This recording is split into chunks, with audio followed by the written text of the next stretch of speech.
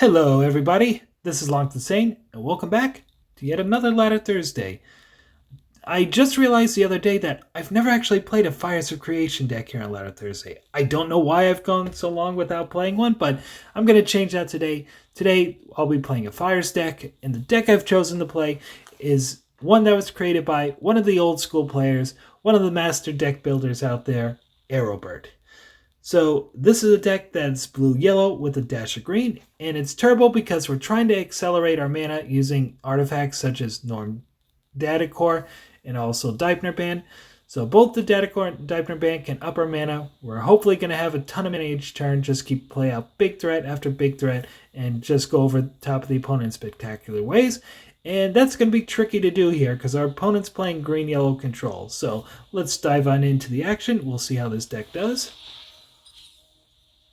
Unfortunately, not a whole lot of action in this opening hand, but we do have a lot of card draw, so hopefully I'll be able to draw into something that I can use. And hello, that is a something. Deipner Band, whatever you do, you want to play this card on turn 2. If you can accelerate your mana right from the get-go, that can do wonders in turning the game around in your favor.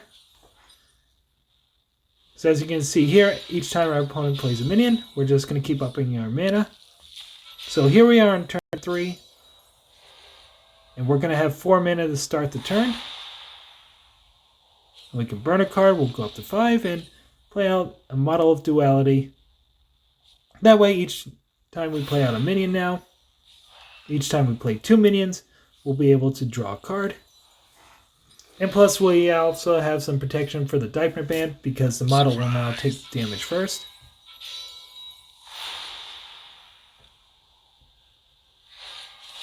And there's a Jotun, so why don't we play that out a turn early? Get our first threat onto the board. So the hand was a little bit slow, but green-yellow also has a slow hand.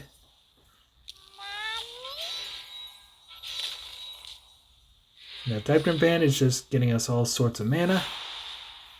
And there's a Plague Maiden. Unfortunately, we have to burn the Ruslan Spike to play it out, but just one dash of Plague Maiden because the opponent is in winner. That'll wipe the board. So let's get in with the Jotun. Let's play out another Maze. And Tempered Forgeling. I want to dig for another artifact here. Usually you want to play those a little more defensively. But I'm hoping to draw into an Alamarang or something like that.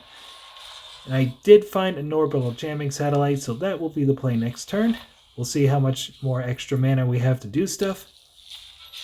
Alright, there's a Maze, so we have another mana. There's a Mesa Libre. Unfortunately, that'll lock down the Jotun, but more mana for us. Play a Satellite. We'll use that on the Jotun to take out the Mesa Libre. Draw a card. We'll take the Bones. And we do have the green mana if we choose to use it. And there's Bob, Bonsai Vaquero. Let's play out another Molten Forgeling. Get another threat on the board. So all that extra mana is letting us throw out a lot of threats here. We've got 6 minions down on the board. There's the Born Again. And the opponent's going to play Volition here to crash into our Black and Jotun. And if that's how they want to use their Volition, I am perfectly fine with letting that happen. Better than getting smacked with that huge Boneyard Abomination that's in their hand. Okay, so we're up to 8 mana currently. Now that we've burned the Allfather's Horn, let's draw out Bob Bonsai Vaquero and activate his ability. And yep, that's a home run. I mean, Bob is a little uneven. You're very dependent on what you draw off the top of the deck. That could have been a Wake the Bones, and we would have done basically nothing. But fortunately, we were able to draw a Twin. So we were able to deal some serious damage to that Mesa Libre to clear it out of the way. Opponent's going to play Revelation Zymek, dig for a few cards. Right, they don't have much on board. And hello once again. That's a great top deck in that situation. So let's clear the board. Let's draw another card. Godsbane Transport. Alright, another late game threat. Getting for a little bit of damage here. We have the opponent down to 8. And a Traitorous Murmur comes out, taking Bob. So he's going to try to fire back at our Magnus. And as you saw there, they drew their 2 mana card draw. and I'm blanking on the name right now. Raid the Tombs, excuse me. Which didn't do a whole lot to Magnus, so he gets to stick around. And there's a Misanthropia from the opponent, but we did draw the Norn Data Core. That's a card that when a minion dies, will gain 1 energy, and we can cash in 2 energy to gain 1 temporary mana, and then we lose all that energy. So hopefully that will help us up our mana. And unfortunately, we didn't have it on the board already. We could have gotten a bunch off those minions, but hopefully there will be more death and destruction to come. There's a Godsbane Transport. That Jotun's just going to die next turn anyway, so might as well play it there. Right, Mesa Libre, that's going to lock that down. There's Zelia. Zelia is going to point at the Godsbane Transport. So the opponent's kind of coming back here, starting to take control of the board a little bit. But there's Awake the Bones. Let's bring back the Plague Maiden. We'll take out the Born Again. We'll suppress our own Godsbane Transport. Do so. Let's put out a couple of twins here. We'll put them right in front of Zelia. Threaten her. We'll draw a card also off the model of Duality. There's the Plague Maiden. There's a Rotary Forgeling.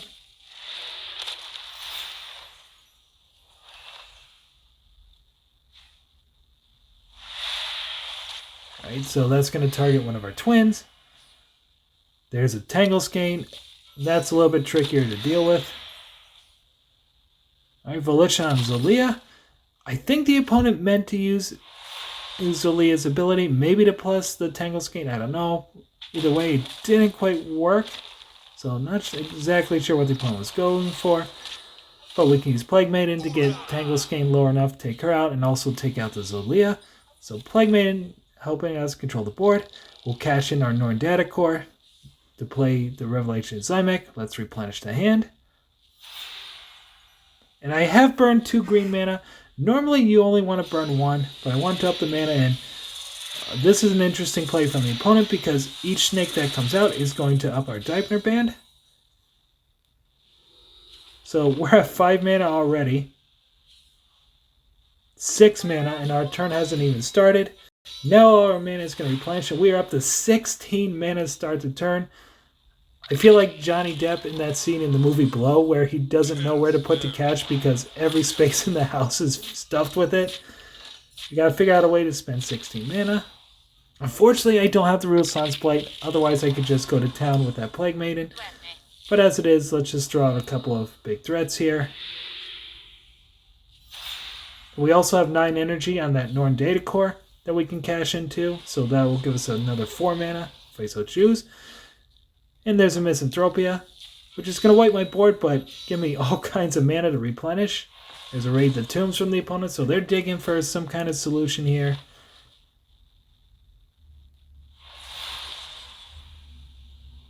Opponent is down to 3. That's worth noting.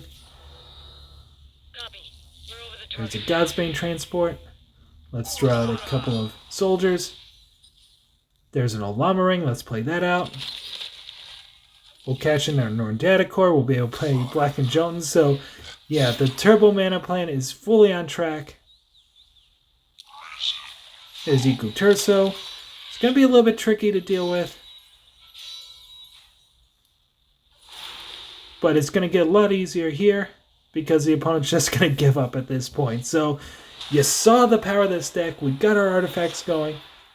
Deipner Band and Norn Data Core did their thing. We got up to 16 mana at one point, and the more our opponent wiped out, the more it just upped our data core to give us more and more mana to keep replenishing the board. So that's how this deck wants to work. It wants to go way over the top of the opponent. Trickier to do against control, but in a slow enough deck, this can surely do it. So we had an excellent long-range game plan there, and we were able to get it to come together. So yeah, that's basically what this deck wants to do. It's always nice when you're able to get the game in and be able to do exactly what you want to do. So, all right, good game number 1. Let's check out our next match. Our second and final match is going to be against Crystal playing Mono Blue Valkyries. Very common sight on the ladder nowadays, so let's see how this one goes.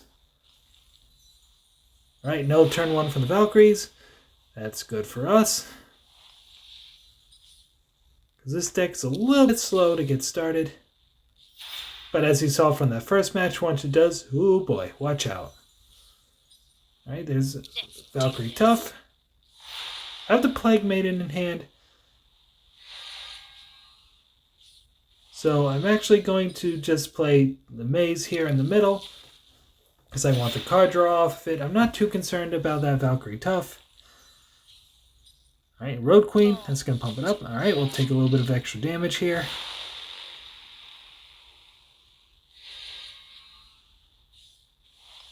From the Jotun. Here comes the Plague Maiden. We can't actually use its ability yet, but as long as the opponent doesn't have a troll, we should be okay.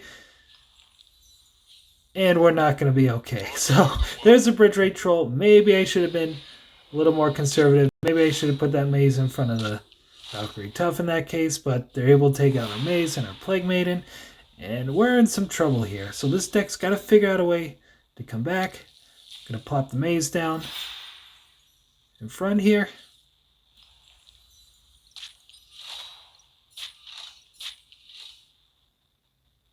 Valkyrie Enforcer. So the best I can do here is play the Thunderclap, deal some damage, wake the bones, bring back the Plague Maiden, and hopefully survive next turn and be able to wipe their board. But oh boy, Kara Morning Wives. That's not good either. So we're getting pounded by Valkyries right now. But here's the Plague Maiden. Let's clear out as much of the board as possible. We're at 2. 2 is not 0. There's a chance that we could stabilize as long as they don't have Demolition Speedway, and of course they have the Demolition Speedway, so bye-bye. Yeah, I showed you that match because that's actually kind of the story with this deck. It's very good against mid-rangey and controlling decks, but against aggro, especially Valkyries, it's just not all that great. Maybe there was stuff I could have done better, but the opponent had a great opening hand there. They had, 2 trolls. I mean, take your pick. Do you want to play 2 trolls? Do you want just 1? The debate rages on how many you shall hold on to, but turns out all they needed was 1. They were able to jump around the board and get right around what my deck was trying to do, and that's what aggro wants to do. It wants to take out your control deck before it has a chance to really, dig in and do what it wants to do. And there's a lot of aggro on the ladder right now. So the reason why I chose to show that match is because that's an example of right deck, wrong metagame. I mean, this is a very good deck, but with all the Valkyrie and aggro decks out there, it's going to struggle quite a bit on the ladder. So, all right, that's it for the matches. Now let's talk about the deck for a little bit.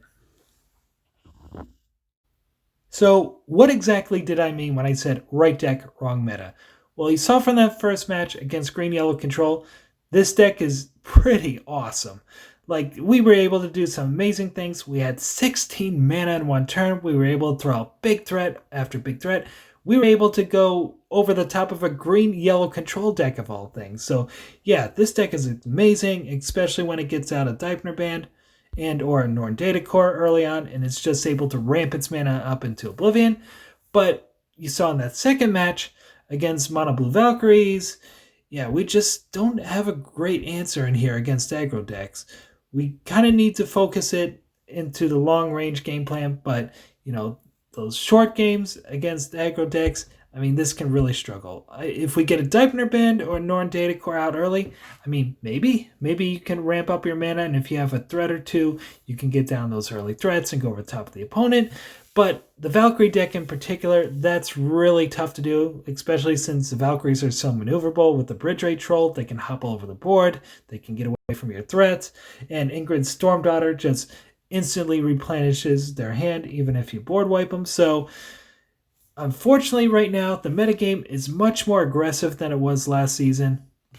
In the last season, this deck would have been perfectly fine against all the other control decks. You saw what it can do against control, but in a much more aggro-friendly atmosphere, this is going to struggle significantly more. So I don't know if I would necessarily recommend this to play on the ladder right now. I mean, it's sweet. And, you definitely are going to get games against mid-range and control decks where this deck will do fine. It'll do amazing things, but you're also going to get a bunch of matches where it's going to not just be so great because you're constantly up against aggressive decks. And I think that's something that newer players, they tend to overlook when they're putting their deck together and hop onto the ladder, is you can't just look at what your deck is doing, you have to look at what your opponents are doing as well.